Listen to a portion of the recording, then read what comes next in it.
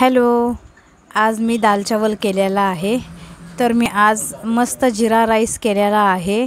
त्यामध्ये मी मस्त दाल चावलची भाजी, दाल तडका केलेला आहे।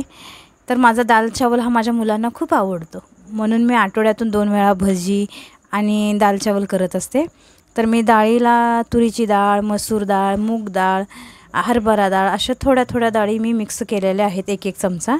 त्यामध्ये मी जिरा आणि लसूणची फोडणी दिलेली आहे आणि वरून बारीक कोथिंबीर चिरून टाकली आहे, भोपळा बारीक चिरून टाकला आहे आणि ही मस्त एकदम चटकदार दाल चावलची भाजी तयार होते।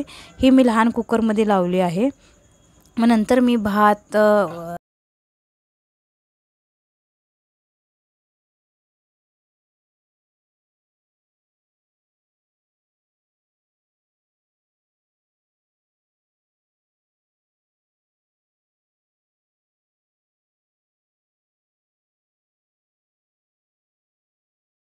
मेरा मिळाला आहे मला।